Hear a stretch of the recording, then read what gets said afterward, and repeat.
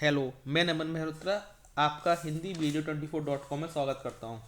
तो जैसा कि मैं आपको स्टाफ सिलेक्शन कमीशन की तैयारी करा रहा हूं, जिसमें मैंने आपको पहला टॉपिक नंबर सिस्टम और दूसरा टॉपिक एलसीएम और एचसीएफ के कुछ ऐसे क्वेश्चन कराए थे जो आपके अक्सर एग्जाम में पूछे जाते हैं और हर बार आपके एग्जाम में पूछे गए हैं।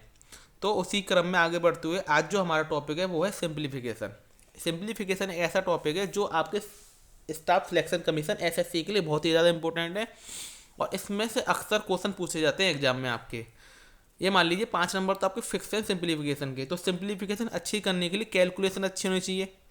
अगर आपकी कैलकुलेशन फास्ट है तभी आप किसी एग्जाम को बीट कर सकते हैं, क्योंकि किसी भी आपके कंपटीशन एग्जाम में कैलकुलेशन का बहुत बड़ा महत्व होता है। अगर आपकी कैलकुलेशन अच्छी है तभी आप एग्जाम को बीट कर सकते हैं, क्योंकि आपको कम समय में ज़्यादा क्वेश्चन करने पड़ते हैं। इसके लिए आपकी कैलकुलेशन बहुत ही फास्ट होनी चाहिए। तो सिंप्लीफिकेशन से ही आपका कैलकुलेशन बना है। कैलकुलेशन अच्छी है तो सिंप्लीफिकेशन अच्छा होगा आपका, और सिंप्लीफिकेशन तभी अच्छा होगा जब कैलकुलेशन अच्छी होगी। तो दोनों एक दूसरे से कोरिलेट करते हैं। तो इसलिए मैं आपको पहले कुछ कैलकुलेशन की ट्रिक्स बताऊंगा, उसके बाद हम आपको सिंप्लीफिकेशन के कुछ क्वेश्चन करेंगे। तो चलिए शुरू करते हैं, और वीडियो को ज़्यादा से ज़्यादा शेयर करिए और सभी दोस्तों में शेयर करिए, जिससे सभी लोग इसका फ़ायदा उठा सकें। तो शुरू करते हैं आज का हमारा टॉपिक सिंप्लीफिकेशन। तो सबसे पहले हम देखते हैं कैलकुलेशन की कुछ ट्रिक। तो सबसे पहले हम करेंगे 9 का मल्टीप्लाई, सीखेंगे कैसे जल्दी फास्ट करते हैं। मान लीजिए आपको लिख रहा है मल्टीप्लाई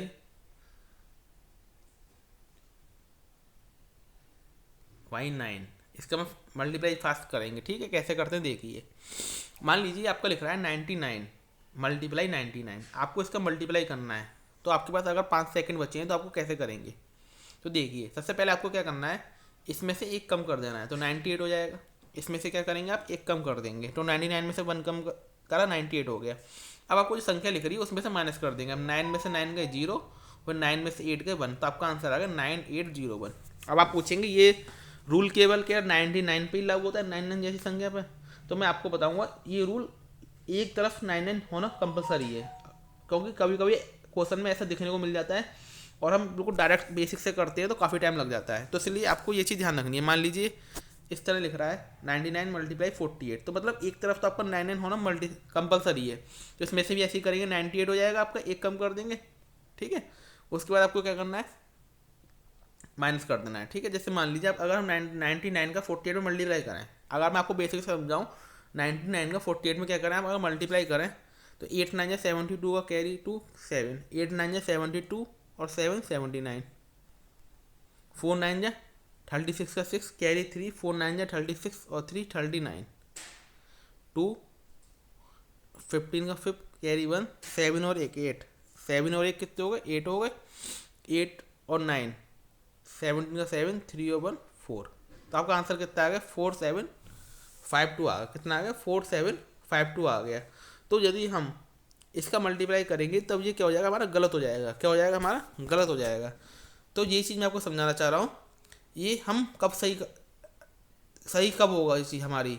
आपको एक चीज़ हमेशा ध्यान रखनी है कि इसमें ऐसा होता है। देखिए हमें जो 1 कम करना है, 1 जो हमें कम करना है, आप 99 में से कम नहीं करेंगे। ठीक है, जब हमारी अदर संख्या है, जब हमारी अदर संख्या है, दोनों तरफ 99 है तो कोई प्रॉब्लम ही नहीं है। दोनों तरफ आपके अगर 99 है तो कोई प्रॉब्लम नहीं है। जब हमारी अदर संख्या है तो उसमें से आपको एक कम करना पड़ेगा। उसमें से आपको क्या करना पड़ेगा, एक कम करना पड़ेगा 47, और इस 99 में से आपको क्या माइनस करना पड़ेगा 47। 9 में से 4 गए 5 और 9 में से 7 गए 2। देखो आपका आंसर में आ गया नहीं आ गया। तो ये चीज़ आपको याद रखनी है, ये चीज़ आपको क्या करनी है, ध्यान रखनी है। अगर दोनों तरफ 99 है तो कोई दिक्कत की बात नहीं है। अगर एक तरफ 99 है तो आपको कोई इसमें ये ट्रिक लगानी पड़ेगी। समझ में आ गया होगा आपको, उम्मीद करता हूँ मैं आपको। ठीक, एक और देखते हैं हम। जैसे मान लीजिए 999 मल्टीप्लाई 999, तो इसमें से तो आप कहीं से भी कम कर दो, एक ही बात रहेगी आपकी। ठीक है ना, तो 998 और कहीं से घटा दीजिए। 9 में से 9 गए 0, 9 में से 9 गए 1, 0 0 1, जो आपका आंसर आ गया। ठीक है, मगर दिक्कत तब आ जाती है यहाँ पर, अगर होता मान लीजिए आपका 999 मल्टीप्लाई 487 हो जाता मान लीजिए, तो आपको किस में से कम करना पड़ेगा, इसमें से कम करना पड़ेगा 486, और इसमें से माइनस करना पड़ेगा। 9 में से 4 गए 5, 9 में से 8 गए 1, 9 में से 6 गए 3। अब आप कैलकुलेटर लेके बैठ जाइए, बिल्कुल यही आपका आंसर आएगा करेक्ट। तो उम्मीद करता हूँ आपको ये चीज़ समझ में आई होगी। अब आपके मन में एक चीज़ हो रही होगी कि दोनों तरफ सेम डिजिट होनी चाहिए। जैसे इधर 3 है इधर भी 3 होनी चाहिए, ऐसा ज़रूरी नहीं है। अगर आपकी 2 है कम है तो आप आगे एक जीरो लगा सकते हैं। जैसे मान लीजिए लिख रहा है आपका 999 मल्टीप्लाई 099, 99 लिख रहा है, तो आप कहेंगे कि आप इधर तो 2 है इधर 3 है, तो आपको क्या करना है, जिधर कम है उधर एक आगे जीरो लगा लेंगे। तो वैसे ही करेंगे आप सॉल्व, ठीक है। इसमें से आप क्या कर देंगे, कम कर देंगे, 998 हो जाएगा, फिर आप माइनस करते चले जाएंगे, ठीक है। तो आपका सॉल्व हो जाएगा आंसर, ठीक है। उम्मीद करता हूँ समझ में आया होगा आपके। अब हम देखेंगे 1 का मल्टीप्लाई। जैसे मान लीजिए आपका लिख रहा है 4 1 लिख रहे हैं, इधर भी 4 1 लिख रहे हैं, इसका मल्टीप्लाई फास्ट करना है आपको। तो क्या करना है आपको, जितने 1 है उतनी संख्या लिख लेंगे, 1 2 3 4, और एक कम करके इधर लगते जाएंगे, 3 2 1, तो आपका आंसर क्या जाएगा, इतना आपका आंसर आ जाएगा। तो ये तो बहुत सिंपल तरीके है, इससे आप कोई सा भी कितने भी 1 हो मल्टीप्लाई कर सकते हैं। मान लीजिए 11 मल्टीप्लाई 11 कितना होता है आपका, 120 होता है। इस ट्रिक से कैसे आएगा, कितने 1 है हमारे, 2 1 है, तो 1 2 लिख लिया हमने, और फिर 2 का हटाकर 1 लिख लिया हमने, ठीक है। एक संख्या हटा के पीछे से लिखते चले जाते हैं। तो उम्मीद करता हूँ समझ में आया होगा आपके। अब हम देखते हैं 11 का मल्टीप्लाई। किसका, 11 का मल्टीप्लाई। यदि मान लीजिए 11 का मल्टीप्लाई हमें फास्ट करना है, मान लीजिए 11 मल्टीप्लाई 48 है, ठीक है ना। 11 मल्टीप्लाई क्या आपका 48 है, ठीक है ना। अब आपको 11 का मल्टीप्लाई फास्ट करना है, ठीक है। तो आपको क्या करना है, देखिए, तो ये आपका 4 है, इसको ऐसे उतार लेंगे, और जो आपका 8 है इसको भी ऐसे उतार लेंगे, और इन दोनों को क्या कर देंगे, प्लस कर देंगे। तो 4 और 8 कितना हो गया, 12, 4 और 8 कितना हो गया, 12। तो आपको 12 का 2 लिखना है, कैरी यहाँ लगा देना 1, तो कितना हो जाएगा 8 2, और 4 और 1 कितना होगा 5। तो आपका ये क्या होगा, आंसर हो गया। मान लीजिए करना है 11 मल्टीप्लाई 12, तो आपको करना है 1 ऐसे लिख लेंगे, 2 ऐसे लिख लेंगे, और 2 और 1 कितना हो गया 3। ये आपका क्या हो गया आंसर। अब आप सोच रहे होंगे कि केवल ये 2 ही संख्या के लिए डिपेंड करता है, या कितने भी 11 हो तो आप कर सकते हैं। मान लीजिए 3 1 है और 48 का मल्टीप्लाई करना है आपको, ठीक है। आपके क्या है, 3 1 है और 48 का क्या करना है, मल्टीप्लाई करना है, ठीक है ना। अब देखिए 4 8, ठीक है, क्या हो जाएगा 4 8। दो इसके 2 तरीके करने के, इसके क्या है आपके 2 तरीके करने के। एक तरीका तो देखो क्या है ये आपका, आप इसको क्या लिख सकते हो, 100 + 11, ये आपका सबसे आसान तरीका है, और मल्टीप्लाई 48। तो आप क्या करेंगे, 48 का इसमें कर देंगे, कितना हो जाएगा 4800। और आपको पता ही है 11 का 48 में जल्दी कैसे करते हैं हम, 8 4 और 8 और 4 12, और 528, इसमें आप ऐड कर दिए 4 8 4 8, इसमें जोड़ दिए, आपका आंसर आ जाएगा कितना 4800 और 528, 8 2 3 5। तो इसको अगर प्रैक्टिस से करेंगे तो बहुत जल्दी हो जाएगा सॉल्व हमारा। एक ट्रिक और देखते हैं, जैसे मान लीजिए लिख रहा है आपका 4824, इसमें करना है 11 का मल्टीप्लाई। अब आप सोचें इसमें 4 संख्या हैं, तो कोई दिक्कत नहीं है, 4 संख्या हो तो 4 ऐसे लिख लेंगे, 4 को ऐसे लिख लेंगे, पीछे जोड़ते चले जाएंगे आप, ठीक है ना।